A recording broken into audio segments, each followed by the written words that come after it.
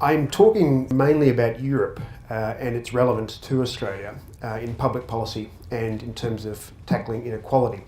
My most recent book looks at what Australia can learn from Nordic nations in terms of tackling equality and emphasises policy initiatives like investment in early childhood education and care, support for extensive paid parental leave, investment in public schooling in an egalitarian way as Finland does, support for skills retraining for workers displaced by industry change, the kind of workers affected by car industry disinvestment from Australia, learning from Denmark's extensive active labour market programs, and also looking at Norway's successful revenue raising. There is, of course, more than one way to get to a surplus, a budget surplus that doesn't involve cuts, and that is to make those who can afford to pay tax their fair share. And one of the things the Norwegians have done particularly well is to tax the profits from their natural resource wealth, which happens to be oil in the North Sea, and still enable private companies to make a profit, but to amass the considerable wealth from that in a way which benefits the nation as a whole rather than just a few private individuals. That, of course, reminds us of one of the difficult moments in the last Labor government, the Rudd-Gillard governments, in terms of the resources super profits tax and the mining industries campaign. One of the things I teach in a broader unit on Europe for my students at Deakin University is the notion of social Europe counterposed to liberal America. The kind of distinction between social Europe and liberal America is very much between the European social model in its various forms, Nordic, French, German, and the kind of very unequal America which emerged particularly after the Ronald Reagan ascendancy in the 1980s.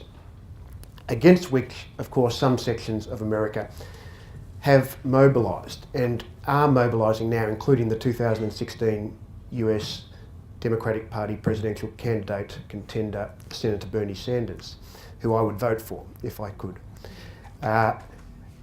Take it. And he'd take it, yes. I'll take it. Oh, you'll take it, right. Sanders has in fact explicitly pointed himself to Nordic examples of policy success like Denmark, to which Hillary Clinton retorted that America is not Denmark, which of course is correct, but that's not the point. The point is that social democratic policies pursued over time in Denmark and Sweden, Norway and Finland have reduced inequality to such an extent that the evidence from those successful policies can and should inform the introduction of policies in other places, drawing on that experience, which could reduce inequality in America and can reduce inequality in Australia.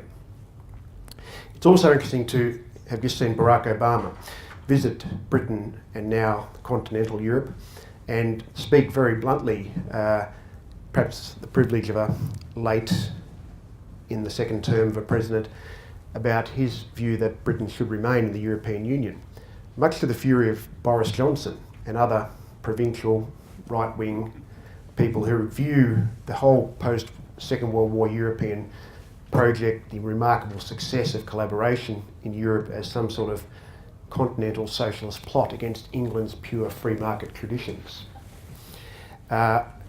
Obama has also found positive words to say about Angela Merkel and her acceptance of asylum seekers.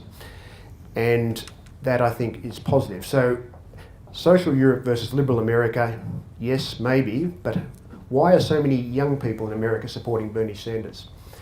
Why are they so annoyed at the limitations and the injustices and inequities of the American-style capitalism that they want such major change?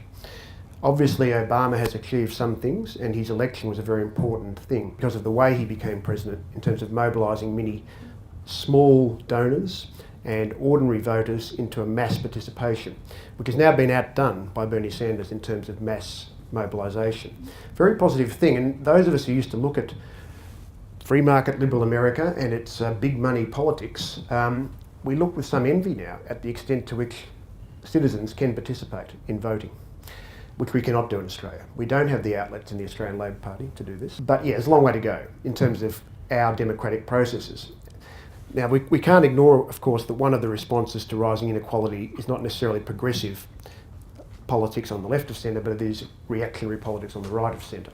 And in Europe, there's also been, for quite some time, fragmentation of parties, political parties' support, a reaction against multiculturalism, parties of the right, still in France, a very high vote for the National Front, hostility to asylum seekers. Merkel's decision has not been welcomed by all Germans. Every country plays out its own hostilities and reactions to inequality in its own way. In Australia, of course, we've done it by being incredibly harsh towards asylum seekers who arrive by boat and by refusing to contemplate alternative policies. We've demonised them and made it a much bigger issue than it should have been. In other countries, it happens in different ways. I'm inspired by some of the changes that people are seeking to the political process, and fragmentation of the old political parties is not necessarily a bad thing. We always have to ask the reason why. The Greens, of course, are a challenge to Labor from its left flank in Australia, including in areas like Brunswick, Wills, the inner northern suburbs and so on, in state and national elections. Young people are much more likely to vote Green than older people. That needs to be looked at as to why that is happening. We also need to look at why is it that in Britain such a radical leader has been elected as leader of the British Labor Party. It's not helpful, and I know that there are some people not a million miles from this room who will say that the Jeremy Corbyn is mad, quote mad, and that anyone who voted for him is quote mad, which is not a very helpful analysis. It's in fact reminiscent of Stalinist approaches to your political opponents. And we have to ask, why is it that the former long-time leader of the British Labor Party, in whom so many place so much hope, Tony Blair, became so unpopular, that people want such fundamental political change? Why are they responding so well to unscripted politicians who say what they mean, who don't craft an artificial persona? And I'm referring to Bernie Sanders and Jeremy Corbyn in this respect, and others who seem to actually believe in something rather than have a confected politics. I mean, I remember when Tony Blair was exalted as a major new figure, New Labor, and I was one who had some hopes. It was certainly important that Labor returned to government in Britain after the Thatcher dominance, but it was disappointing that many of the policies he pursued. I remember actually I was at the British Labor Party conference when Blair made his first speech as leader, and I remember him saying that education would be the passion of his government.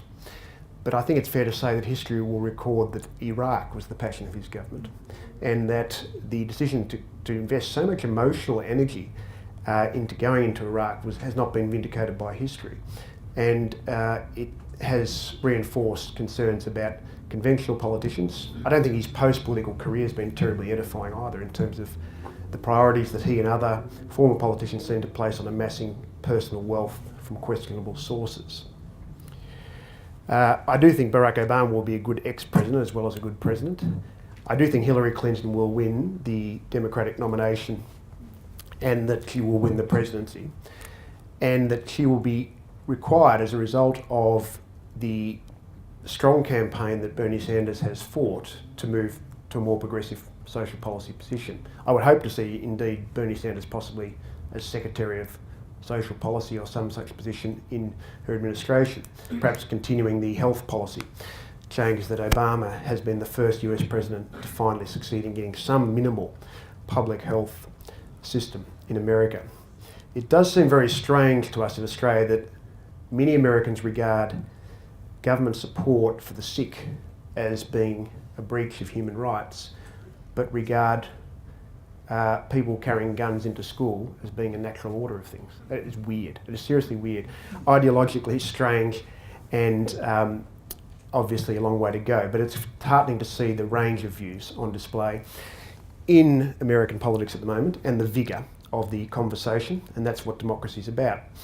In Australia, of course, we thought a few months ago that when Malcolm Turnbull was made leader of the Liberal Party and therefore Prime Minister, that Labor was in for big problems. And I actually thought, consistent with what I've argued previously, that this was actually a very big problem for Labor, because we mustn't forget that Malcolm Turnbull first came to national political prominence. He had prominence with the Spycatcher trial, but he was made chair of the Republic Advisory Committee in 1995 by Paul Keating, Labor Prime Minister. And there are some similarities between Paul Keating and Malcolm Turnbull in the sense that they are both, as individuals, or Turnbull was, what he is now is of course evolving as we speak, socially progressive but free market economically. And some might have seen Malcolm Turnbull as in fact a natural successor to Paul Keating. In fact, I think Paul Keating did at one time see that himself. Whether he'll say so, I don't know. But he ended up joining the Liberal Party. The biggest problem for Labor would be if Malcolm Turnbull actually could take the Liberal Party with him in a socially progressive direction. Because that would then raise the question, well, if the Liberal Party is concerned about free market economics, not terribly concerned about economic inequality, but is socially progressive on issues like gay marriage, on environmental issues and so on, then is there really a need for the Labor Party? If it's the modern Labor Party I refer to. That is the biggest possible problem. However, I'm pleased to say it's not happening that way because Turnbull is not doing any of those things. He's not taking the Liberal Party in that direction. If anything, the Liberal Party seems to be taking him in a very conservative and confused direction. And I'm also pleased that the Labor Party has put up some positive policies to tackle economic inequality, that it hasn't fallen back into this small target, empty, vacuous politics, and some very good policies to tackle the inequities of negative gearing by property investors and so on. A unified political team is also important. Negative gearing is a rort, it's a lurk in Australia which benefits better off people. It's one of many strange features of the Australian policy system. Another, of course, is the extent of government money that's given to private schools, which is a legacy of the Labor Party's own history and its split in the 1950s and the events after that. The Gonski report correctly sought to rebalance school funding towards the disadvantaged schools and therefore towards the public sector. It's a tragedy that the current national government has not committed to funding the full 6 years of Gonski, and it's very good that the Labor opposition has, and the Labor state government is supporting that policy. The Gonski funding is essential, and the Gonski report explicitly referenced Finland and its approach to schools investment, the public emphasis. There's many other things that could be learned from Finland about curriculum, about teaching for the purpose that students learn and enjoy learning rather than that they comply with competitive national tests and suffer anxiety. The idea of a special needs approach to education which does not stigmatise people, that everyone in fact has special needs, every single individual student has a special need. Resources make it impossible to teach every individual student in a fully individualised way, but if both students who are struggling and students who are not sufficiently challenged are using special needs services as occurs in Finland, then of course there's no stigma associated with that. It's a normal thing. It may also be interesting, given that negative gearing is an important policy issue at the moment, to know that Denmark actually has laws prohibiting buying property for investment purposes. So in Denmark you have to buy property if you're going to live in it. That's the reason you buy a house. But Denmark's not a communist country. These are not communist policies, these are social democratic policies. These are common sense approaches to ways of living in many parts of the world. And they are of that nature because countries have invested policies against inequality which have won support. And in the case of the Nordic nations, it's hard for the right of centre parties to win elections unless they promise not to cut taxes. Whereas our parties say, we won't raise taxes. In the Nordic countries, the right of centre parties, no, we're not going to cut taxes, please don't be scared, because we know that if we say we're going to cut taxes, you're scared, we're going to take away extensive paid parental leave, the strong public schools, the investment in early child. We're not. So the bourgeois parties, of this, as they're sometimes called in the context, conform to a social democratic consensus. Hopefully in Australia we can have a more social democratic consensus. There is a difference between Labourism and social democracy is a preferable approach, and I see some positive elements of what Labor's doing now, and I think they can learn a lot from Europe and from America.